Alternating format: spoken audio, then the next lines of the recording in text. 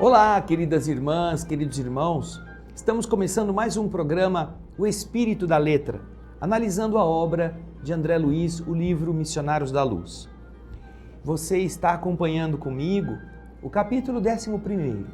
Nós já fizemos 2 programas nesse capítulo. Ele é muito rico, ele é tão vasto, contando a história de Raul, aquele que a esposa pensa que foi assassinado, e que nós estamos vendo que não foi, que nós tivemos que dividir este capítulo, e nós vamos fazer isso sempre, para que o nosso programa não seja apenas uma leitura acelerada, mas que nós possamos trabalhar com o texto, que é o que nós vamos fazer agora. Pegue aí, na sua casa, o livro Missionários da Luz, o capítulo 11º, Intercessão. Nós vimos que eles encontraram o Raul. O instrutor Alexandre, André Luiz, agora vão conversar com ele. Ele foi levado para uma instituição de socorro emergencial e lá nessa instituição eles estão agora conversando para saber qual foi a história que Raul vai contar.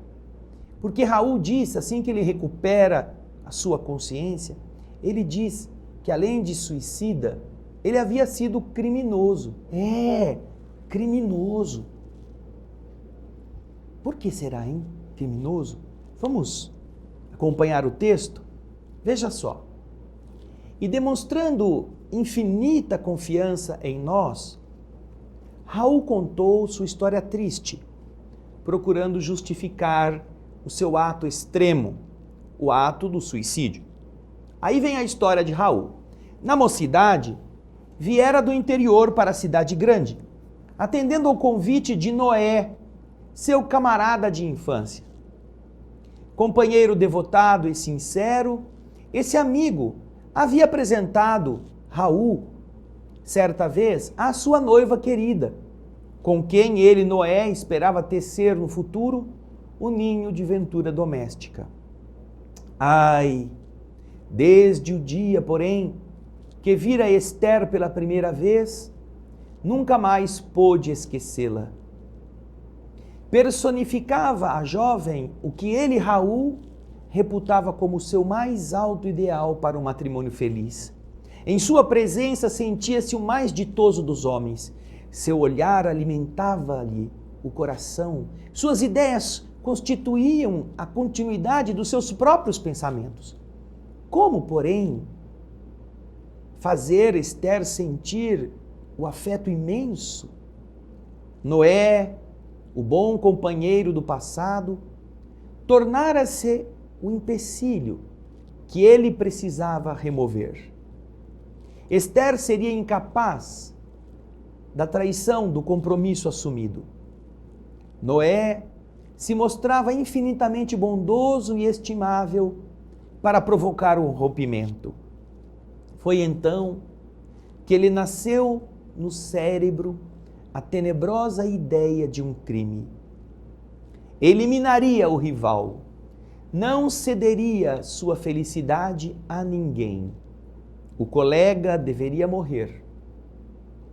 Mas como? Como efetuar o plano sem complicações com a justiça? Como? Como? É sempre assim, né? Eu sei que tem um negócio que vai ser muito bom, mas como eu vou fazer? Como eu vou dar o golpe sem ninguém ver? Como eu vou roubar sem que ninguém fique sabendo? Como eu vou passar a perna nas pessoas e parecer que eu sou inocente? Como? Vamos ao texto. Enceguecido pela paixão violenta, ele passou a estudar minuciosamente a realização dos seus criminosos propósitos e encontrou uma fórmula sutil para a eliminação do companheiro dedicado e fiel. Ele, Raul, passou a usar conhecido e terrível veneno em pequeninas doses, aumentando estas doses lentamente até habituar o seu organismo com quantidades de veneno que para outra pessoa seriam fulminantes. Atingido o padrão de resistência, convidou Noé para um jantar. E então colocou o veneno odioso em um vinho agradável que ele próprio bebeu sem perigo nenhum. Noé, porém, em poucas horas desaparecera, passando por suicida a apreciação geral. Guardou ele, Raul, para sempre o segredo terrível, e depois de gentilmente cortejar a noiva chorosa, conseguiu impor a ela a simpatia, que culminou em casamento. Atingira a realização daquilo que desejava.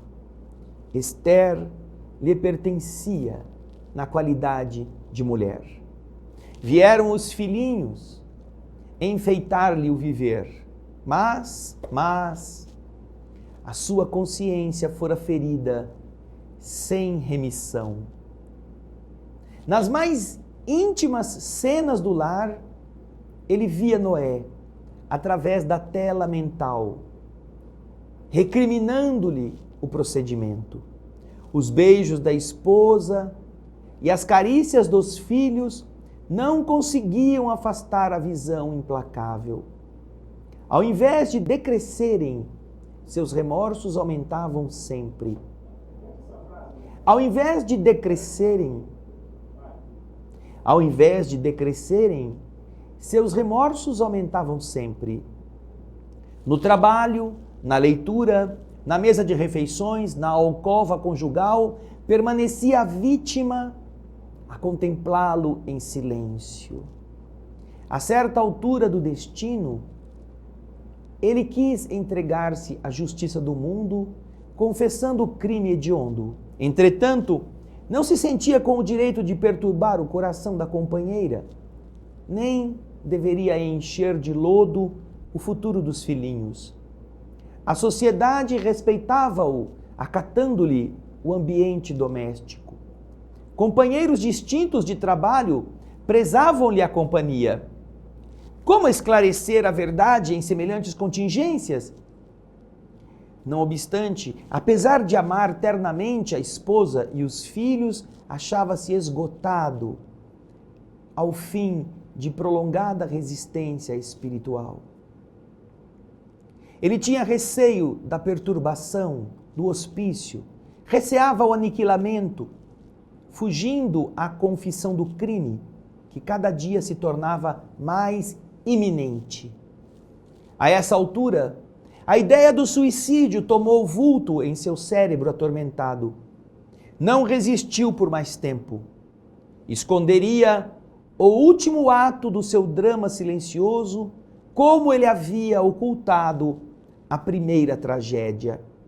Comprou um revólver e esperou. Certo dia, após o trabalho diário, absteve-se do caminho de volta ao lar e empunhou a arma contra o próprio coração, agindo cautelosamente para evitar as marcas digitais.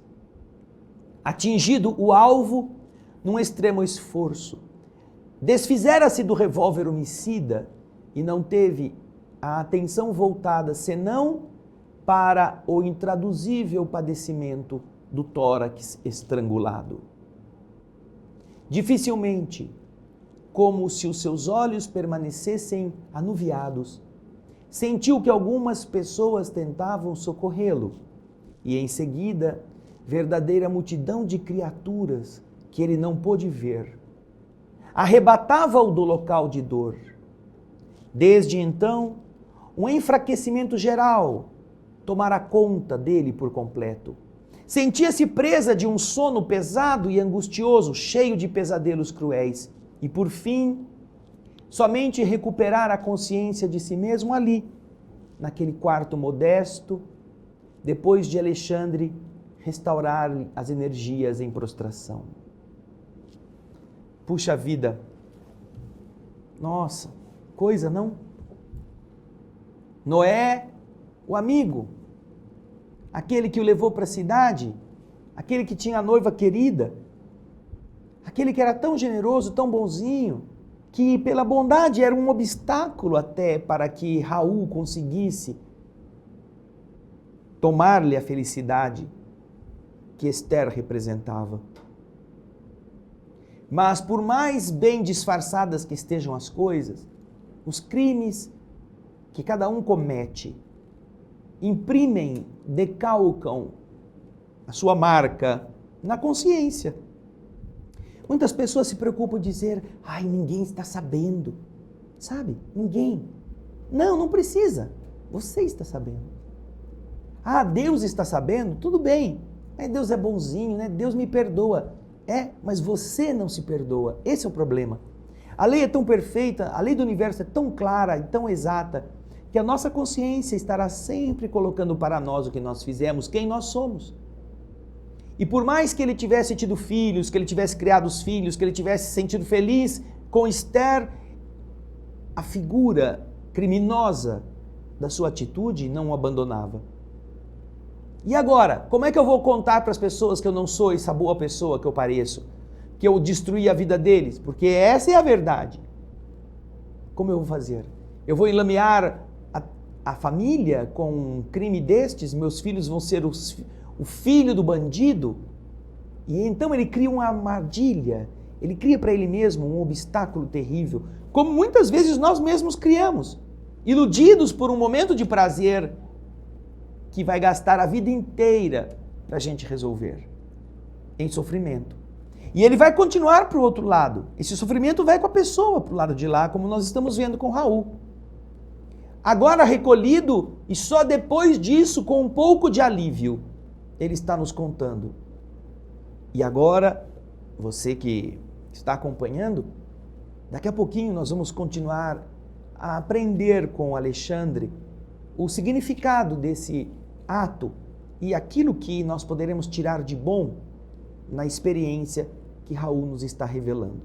Então, nós vamos para o nosso primeiro intervalo, mas você fique aí que daqui a pouquinho a gente já está voltando, tá bem? É bem rapidinho.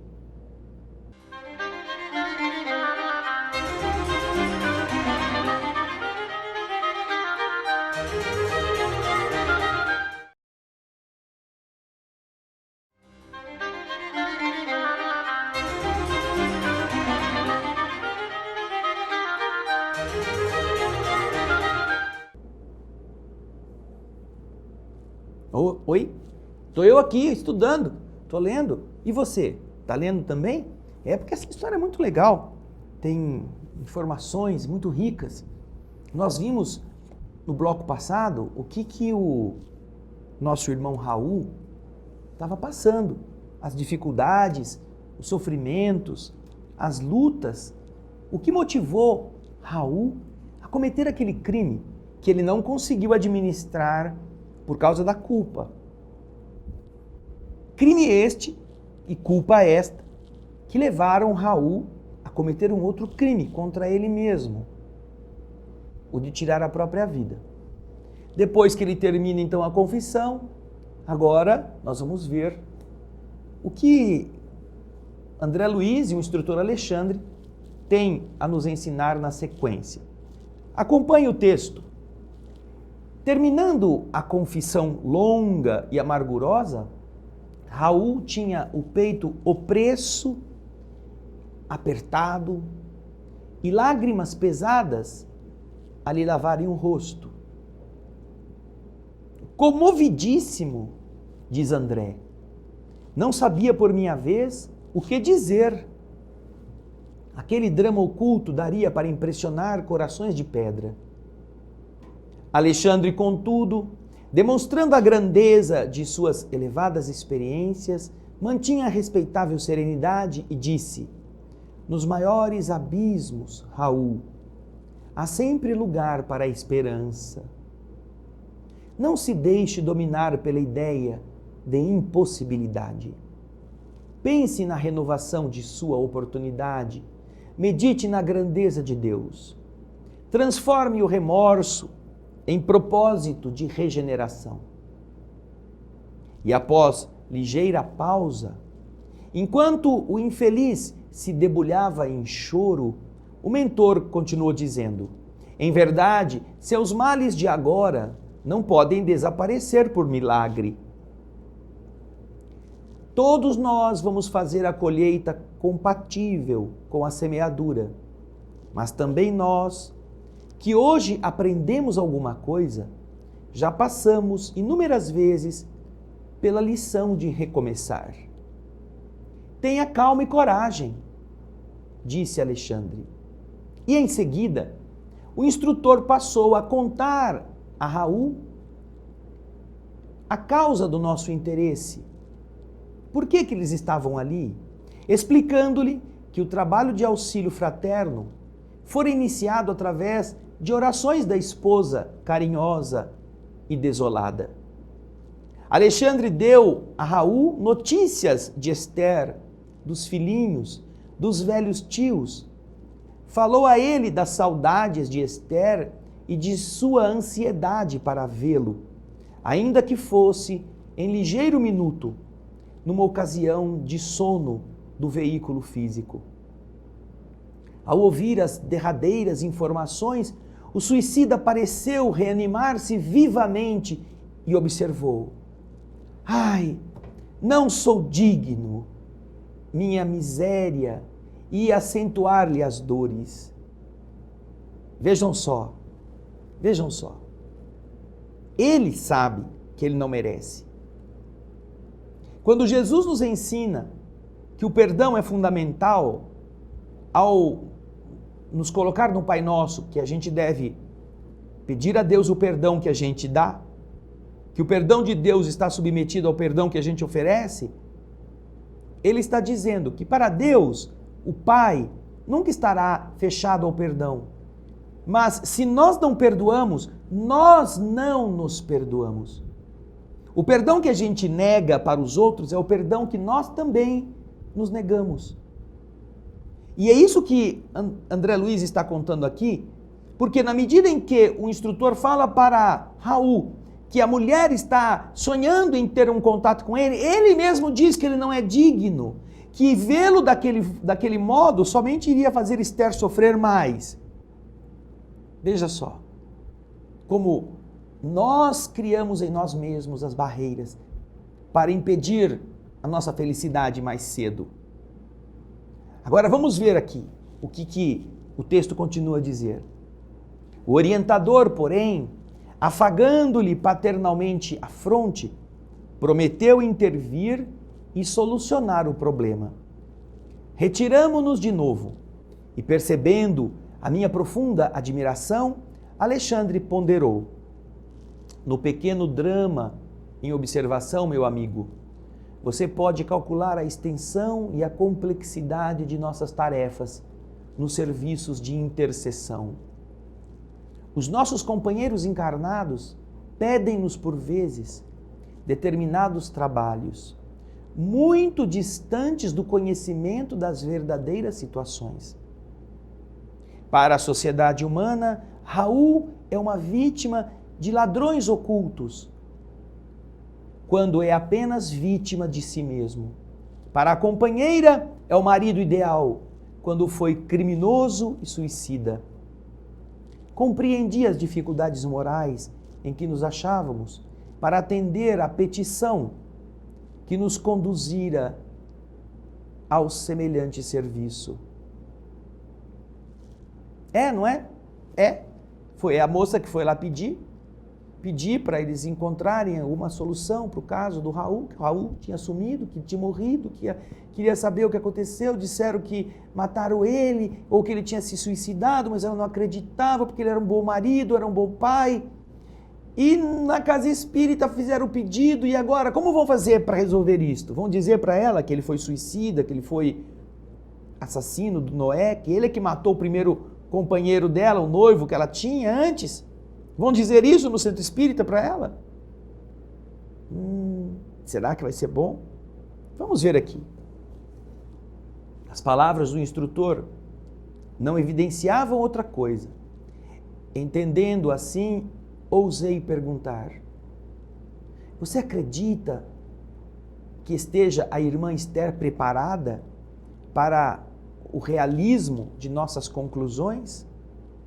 Alexandre abanou a cabeça negativamente e disse: somente são dignos da verdade plena os que se encontrem plenamente libertados das paixões. Esther é profundamente bondosa, mas ainda não alcançou o próprio domínio. Não possui as emoções, antes é possuída pelas emoções.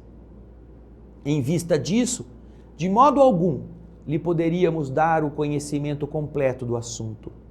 Está preparada para a consolação, não está preparada para a verdade. As afirmativas do instrutor me chocaram de certo modo.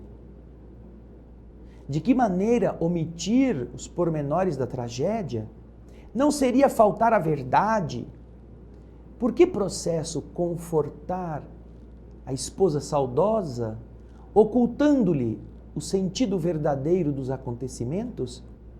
Essas coisas do puritanismo, da coisa infantiloide que os espíritas têm às vezes de ficar, mas isso é mentira, ora, isso não é inventar coisas, isso não é revelar o que ela tinha que saber. André Luiz está também pensando assim. Alexandre está dizendo a ele, ela não está preparada para a verdade, ela está preparada para o consolo, mas não para a verdade. Agora, Alexandre, compreendendo a indagação, observou na sua resposta: com que direito, André, perturbaríamos o coração de uma pobre viúva na crosta, a pretexto de sermos verdadeiros? Por que motivo manchar a esperança tranquila de 3 crianças adoráveis, envenenando talvez os seus destinos, tão só para exibirmos-nos como campeões da verdade? Haverá mais alegria em mostrar a sombra do crime do que em descobrir a fonte do conforto? André, meu irmão, a vida pede muito discernimento. Cada palavra tem sua ocasião, como cada revelação o seu tempo. Não podemos compreender um serviço de socorro com o esmagamento do suplicante. A oração de Esther não lhe poderia ser portadora de desalento. Por isso mesmo, nem todos recebem, quando querem, a delegação de mais alto para os serviços de assistência. Registrei a observação. Nesse dia, Alexandre dirigiu-se em minha companhia às autoridades do auxílio, pedindo a colaboração de uma das irmãs que funcionavam nas turmas de socorro para ajudar mais eficientemente ao coração de Esther. Foi destacada Romualda, criatura dedicada e bondosa, que desceu para a crosta junto de nós, recebendo atenciosamente as recomendações do prestimoso amigo. Alexandre não se alongou em muitas instruções. Romualda deveria preparar a viúva espiritualmente para visitar na noite próxima o esposo desencarnado e, em seguida, ficar com ela por 2 semanas, colaborando no reerguimento de suas energias psíquicas e ajudando para que a sua vida se reorganizasse economicamente através de uma colocação honesta e digna. Era de se ver o carinho que o delicado instrutor dedicou a todas as providências em curso. Quase no momento marcado para o reencontro dos cônjuges, comparecemos ao Hospital Volante de Socorro Espiritual, onde o instrutor cuidou pessoalmente de todas as medidas. Recomendou a Raul o melhor ânimo, insistindo para que ele não pronunciasse a menor expressão de queixa e para que se abstivesse de qualquer gesto que pudesse traduzir impaciência ou aflição. Em seguida, mandou cobrir a chaga aberta no peito, muito visível na região dilacerada do organismo perispiritual, para que a esposa não recebesse qualquer impressão de sofrimento. O próprio Raul, admirado pela lição de boas maneiras, atendia satisfeito e reanimado a todas as instruções.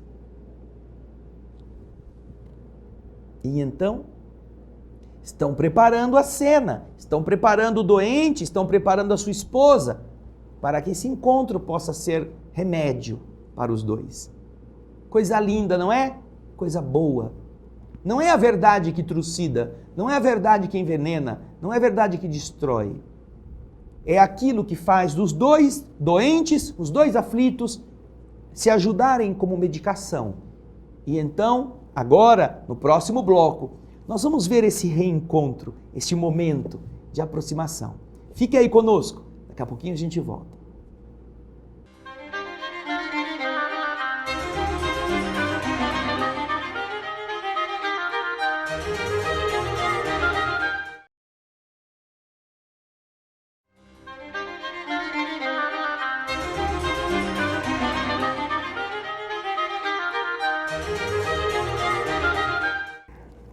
Estamos de volta com o programa O Espírito da Letra, analisando a obra de André Luiz, o livro Missionários da Luz. É o capítulo 11º, é o terceiro e último programa deste capítulo. Estamos vendo agora a ajuda que Alexandre está prestando nos serviços de intercessão. E no bloco passado nós vimos que André Luiz fica surpreso ao perceber que Alexandre não vai contar para a esposa o que aconteceu com o marido.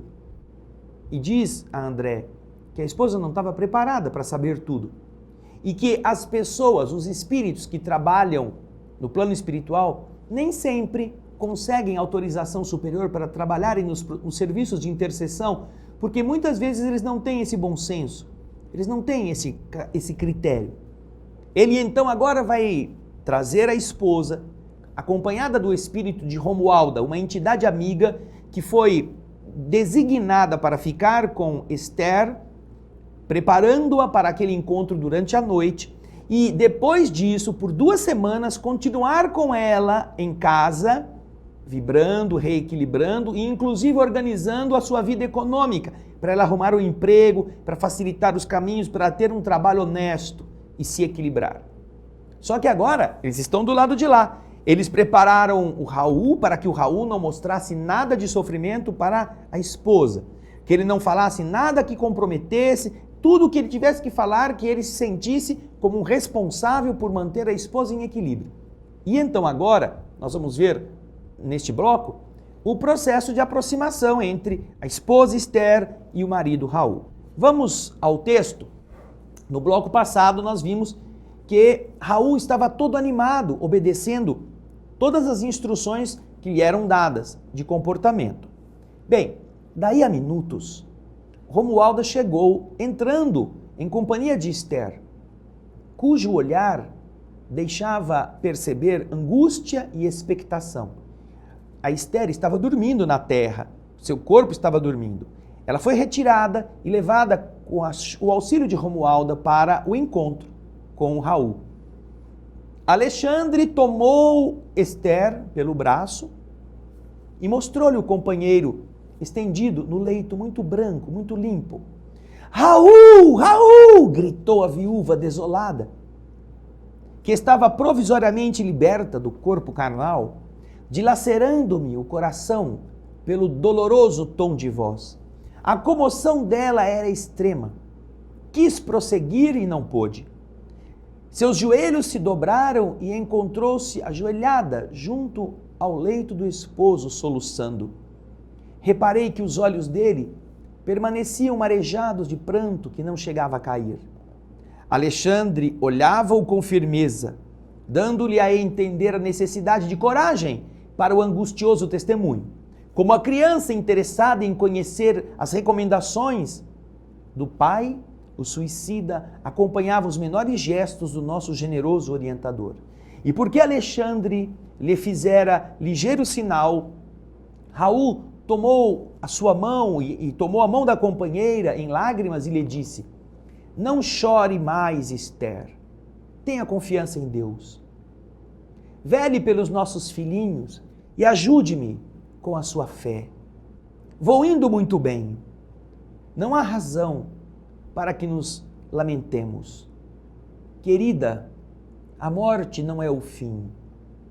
Aceite a vontade do Pai, como estou procurando eu também aceitar. Nossa separação é temporária. Nunca te esquecerei. Você estará em meu coração, onde eu estiver. Também estou com saudade da sua companhia, de sua dedicação. Mas o Altíssimo nos ensinará a transformar saudades em esperanças. As palavras do suicida, bem como a doce inflexão de sua voz, me surpreendiam na observação que eu estava fazendo. Raul demonstrava um potencial de delicadeza e finura psicológica que até aí não revelara aos meus olhos. Foi então que, aguçando a minha percepção visual, notei que fios muito tênues de luz ligavam a mente de Alexandre ao cérebro de Raul e compreendi que o instrutor lhe ministrava, lhe transferia vigorosos influxos magnéticos, amparando-o na difícil situação. Ao ouvir as expressões consoladoras, a viúva pareceu reanimar-se, exclamando lacrimosa: "Oh, Raul, eu sei que agora estamos separados pelos abismos da sepultura. Sei que devo esperar a decisão suprema para me unir contigo para sempre. Escuta, auxilia-me na terra, na viuvez inesperada e dolorosa. Levanta-te e vem para nossa casa, dar-me a esperança ao espírito abatido. Defende-nos ainda contra os maus. Não me deixe sozinha com os nossos filhinhos, que tanto precisam de você. Pede a Deus essa graça e vem nos ajudar até o fim." Embora continuasse esticado no leito, o interpelado afagou-lhe carinhosamente os cabelos e respondeu: "Tenha coragem e fé. Lembre-se, Esther, de que existem padecimentos maiores do que os nossos. E se conforme, minha filha, vou fortalecer-me e trabalharei ainda por nós. Assim como você me espera a assistência, eu te esperarei a confiança. O Senhor não nos confia problemas dos quais não sejamos dignos. Volte para nossa casa e alegre-se. Não tenha medo da necessidade. Nunca nos faltará a bênção do pão. Procura a alegria do trabalho honesto e semeia o bem através de todas as oportunidades que o mundo te ofereça. A prática do bem dá saúde ao corpo e alegria ao espírito. E Deus, que é bom e justo, abençoará nossos filhinhos para que eles sejam felizes ao teu lado. Não te demores mais. Volta confiante. Tenha certeza de que eu estou vivo e de que a morte do corpo é somente a necessária transformação." Compreendendo que a oportunidade do reencontro estava por terminar, a ansiosa esposa revelou extrema curiosidade e aflição, olhando o companheiro através das lágrimas, e lhe perguntou: "Raul, antes que me vá, diga-me com franqueza, o que aconteceu? Quem te roubou a vida?" Nesse instante, diz André, notei que o interpelado, o Raul, mostrou no olhar terrível angústia diante da indagação inesperada. Quis, talvez, confessar a verdade, fazer luz em torno de suas experiências extintas. Mas o socorro magnético de Alexandre não se fez esperar. Um jato de intensa luminosidade partiu da mão do orientador, que a essa altura da conversa mantinha sobre a fronte do suicida a própria destra protetora. A sua expressão se transformou, restabelecendo-se a sua serenidade e a sua coragem. E então, novamente calmo, Raul disse à companheira: "Esther, Os processos da justiça divina não se encontram ao dispor da nossa apreciação. Guarde com você a certeza de que estamos sendo instruídos todos os dias e em todos os acontecimentos. Aprende a procurar, antes de tudo, a vontade de Deus. A pobre viúva desejou prolongar a palestra. Adivinhava-se, através dos olhos aflitos, o intenso propósito de continuar bebendo as sublimes consolações daquele momento. Mas Alexandre pegou-a pelo braço e recomendou-lhe a necessidade de despedir-se. A esposa chorosa não relutou. Concentrando toda a sua capacidade afetiva nas palavras, disse adeus ao suicida e beijou-lhe as mãos com infinito carinho. Algo distante da organização hospitalar de emergência, confiou-a, o instrutor, aos cuidados de Romualda e regressou em minha companhia. Não conseguia ocultar minha enorme admiração por esse semelhante serviço de assistência. André estava surpreso. O que é assistir? O que é amparar? O que é dar consolação? O que é fortalecer o fraco para que através do fraco o outro fraco se sinta forte? Como fazer isto?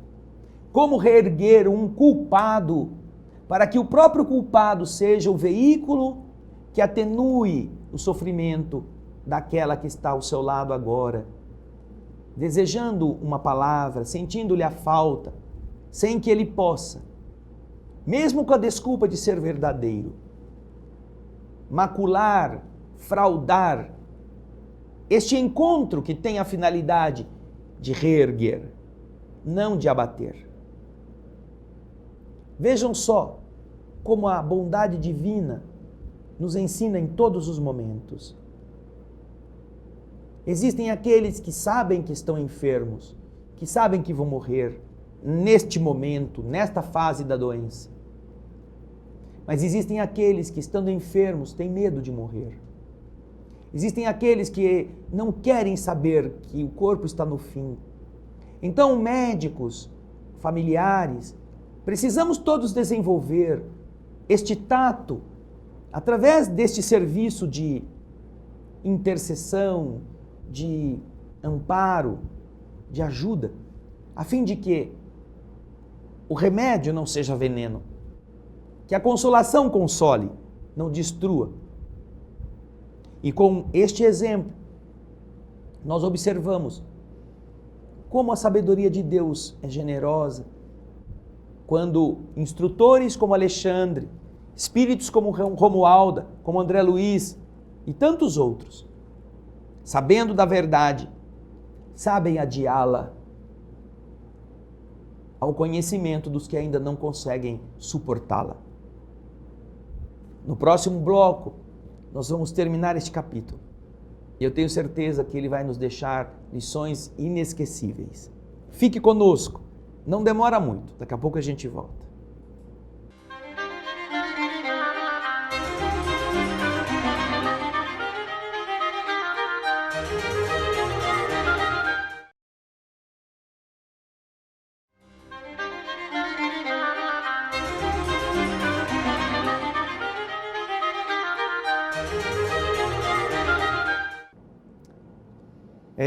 Gente, quanto ensinamento, não? Como é bom a gente ler com a vontade de aprender o que está por detrás da letra. O capítulo está terminando, mas esse capítulo, puxa, que coisa linda, nos faz pensar a respeito de como é a verdadeira caridade, como fazer para as pessoas se reerguerem, para as pessoas não se afundarem ainda além do que já estão. É isso que nós vamos ver agora nos trechos finais deste capítulo. Depois de terem promovido o encontro entre Esther e Raul, agora Esther é levada de volta para casa pela cooperadora Romualda. Raul fica lá na instituição, no plano espiritual, e Alexandre e André estão conversando. Vamos ao texto para ler a parte final do capítulo 11.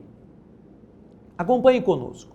Alexandre percebeu-me o estado da alma, admirado pelos serviços de auxílio, e falou comovidamente. Segundo você observa, André, o trabalho de socorro pede muito esforço e devotamento fraterno.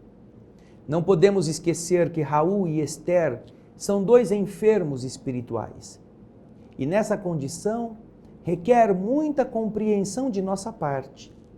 Felizmente, a viúva regressa cheia de novo ânimo e o nosso amigo, sentindo a extensão dos cuidados de que ele está sendo objeto e notando por si mesmo quanto ele pode auxiliar a companheira encarnada, ele vai ter pressa em criar novas expressões de estímulo e energia no próprio coração.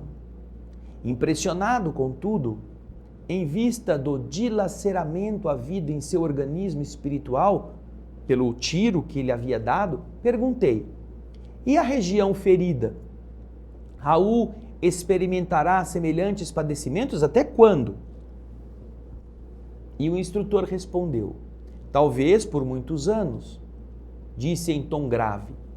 Isso, porém, não o impedirá de trabalhar intensamente no campo da consciência, esforçando-se pela reaproximação da bendita oportunidade regeneradora. Outros problemas vinham-me à ideia. No entanto, o instrutor precisava ausentar-se em demanda de incumbências difíceis, nas quais não poderia eu acompanhá-lo. Pedi-lhe permissão para seguir de perto o trabalho de assistência levado a efeito por Romualda, recebendo-lhe a generosa aprovação. Eu desejava saber até que ponto se confortara a viúva aflita e observar-lhe o proveito daquele reencontro que traduzia elevada concessão. Então, no dia seguinte, voltei ao lar modesto, justamente por ocasião do almoço familiar. Romualda estava ativa. O ambiente interno da família adquirira novo aspecto. As entidades viciadas não haviam desaparecido totalmente, mas o seu número fora consideravelmente reduzido. Aquelas que haviam sugado alimento, amparando a protegida, a irmã auxiliadora recebeu-me com amabilidade. Notificou-me que a viúva amanhecera muito melhor e que ela, Romualda, fizera o possível para manter a recordação plena do sonho em sua mente. Como era natural, a pobrezinha não poderia lembrar-se de todas as minúcias. Entretanto, fixara as impressões culminantes, suscetíveis de acordar-lhe a divina esperança e restaurar-lhe o bom ânimo. Recomendou-me verificar por mim mesmo o efeito maravilhoso da providência. De fato, o semblante da viúva ganhara nova expressão. De olhos límpidos e brilhantes, contava aos tios e aos filhinhos o sublime sonho da noite. E ela dizia, todos a escutavam sobre forte interesse, principalmente as crianças que pareciam participar da sua alegria interior. Esther terminara a narrativa emocionada. Observei então que a velha tia esboçava um gesto de incredulidade, perguntando a ela: e você acredita ter visitado Raul no outro mundo? Como não? Respondeu a viúva sem pestanejar. Tenho ainda a impressão de suas mãos sobre as minhas, e sei que Deus me concedeu semelhante graça, para que eu readquira minhas forças para o trabalho. Despertei hoje profundamente reanimado e feliz. Enfrentarei o caminho com novas esperanças. Me esforçarei e vencerei. Oh, mamãe, como nos consolam as suas palavras, murmurou um dos pequenos, de olhos muito vivos. Como desejaria estar com a senhora para ouvir o papai nesse sonho maravilhoso. Nesse instante, um velhinho que se alimentava em silêncio ponderou disse na qualidade de excelente representante da descrença humana. É interessante notar que, tendo Raul consolado tanto seu coração de mulher, nada tenha dito sobre o crime que o atirou no sepulcro. Você podia dizer, estrangula o velho, né?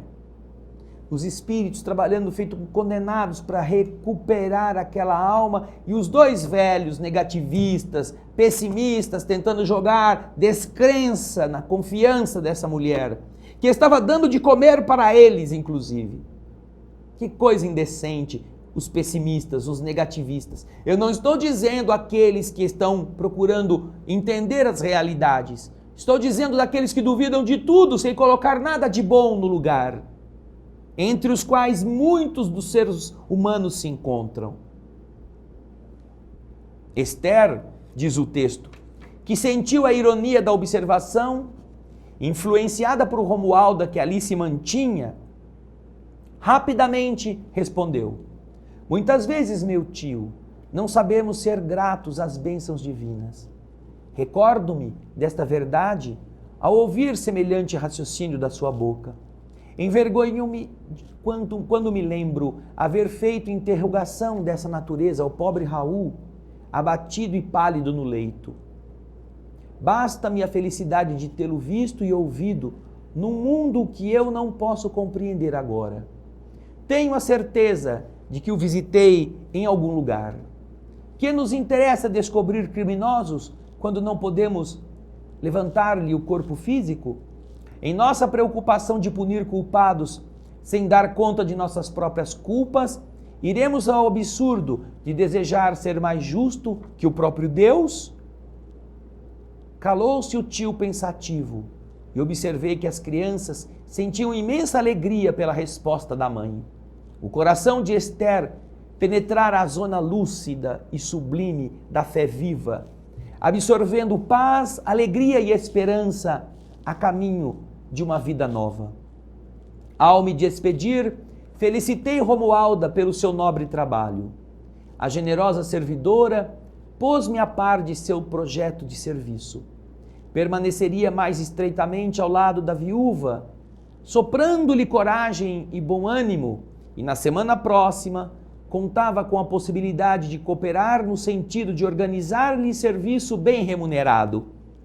Admirei-me ouvindo o programa, principalmente no que tocava ao auxílio material.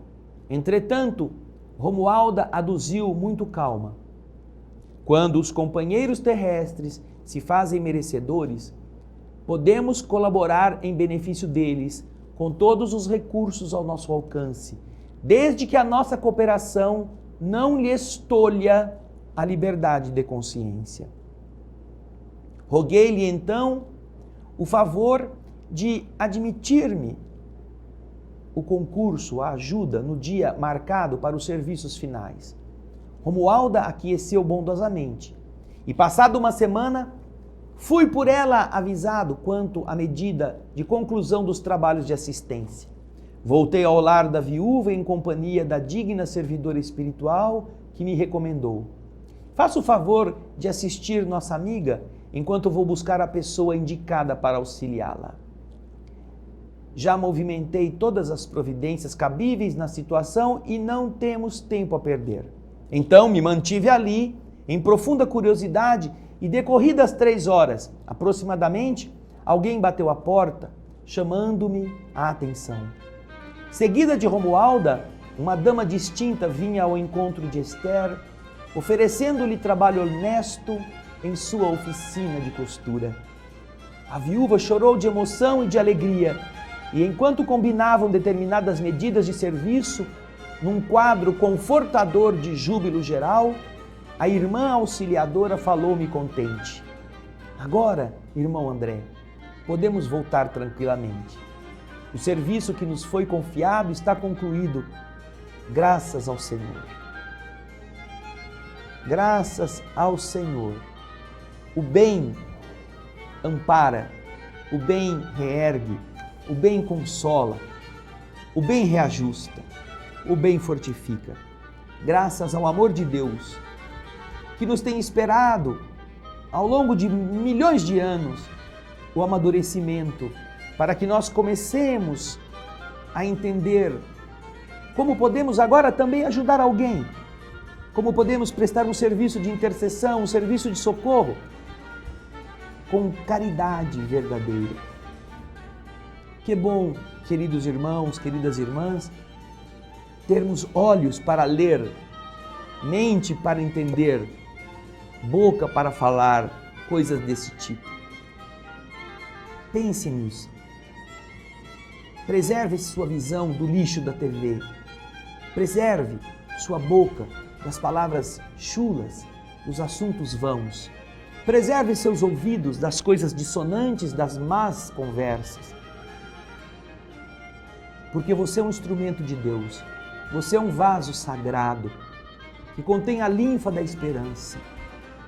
Socorra as pessoas sem piorar o seu estado. Console sem culpar. Ampare sem pisar no pescoço. É isso que aprendemos, entre outras muitas coisas, nesse capítulo 11. E eu espero você, porque, quanta coisa ainda está por vir. No capítulo seguinte, nos capítulos que virão, puxa, que ensinamentos nos reserva André Luiz neste livro. O Espírito da Letra se despede de você, muito grato por todo o carinho que você nos tem dedicado através dos e-mails, através das curtidas, através de tudo aquilo que você que está assistindo tem feito para que outras pessoas também o encontrem. Um grande abraço e muita paz.